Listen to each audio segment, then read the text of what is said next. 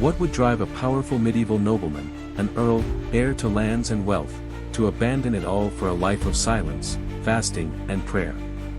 Today, we uncover the astonishing journey of Saint Simeon, Earl of Crépy, a man who traded the sword for the cross, and the throne for the desert. Welcome to our channel, where we explore the lives of the saints, men and women whose radical choices continue to inspire centuries later. In this episode, we tell the story of Saint Simeon of Crépy, also known as Simeon the Hermit of Crépy, a French nobleman of the 11th century whose conversion shocked his peers and inspired the faithful. Simeon was born around the year 1047, the son of Count Ralph IV of Valois and Adèle of Bar-sur-Aube. Raised in nobility, Simeon inherited not only vast lands but also the influence of one of the most powerful families in northern France. As heir to the county of Crépy and Valois, his destiny seemed sealed: wealth, political power, and marriage into other noble dynasties. In fact, he was briefly betrothed to Judith of Flanders, daughter of Baldwin IV, a political alliance that would have strengthened his house. But Simeon's heart was restless.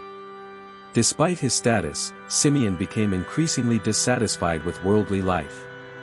His conscience was troubled by the ambitions and intrigues of the nobility. Instead of reveling in the privileges of his class, he longed for purity, solitude, and closeness to God. After years of inner struggle, Simeon made a radical decision: he renounced his titles, wealth, and claims to noble inheritance. With the blessing of the Church, he gave up his estates and embraced the life of a hermit.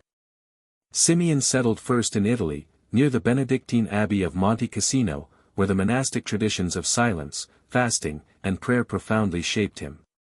He lived a life of penance, often eating nothing but herbs and wild fruits, clothed in rough garments, and sleeping on bare ground. Eventually, he returned to France, dwelling in solitude near the Abbey of Saint Arnaud in Crépy. Here, people began to seek him out, not for political favors, but for his prayers and spiritual guidance. Stories of Simeon's humility and piety spread quickly. He practiced radical detachment from the world, but at the same time showed great compassion for the poor and suffering. Although a recluse, he became known as a peacemaker, advising both nobles and commoners who sought reconciliation. Many were moved by his example, a nobleman who gave up power for poverty, and who found freedom in surrender to God. Saint Simeon died in 1082, around the age of 35.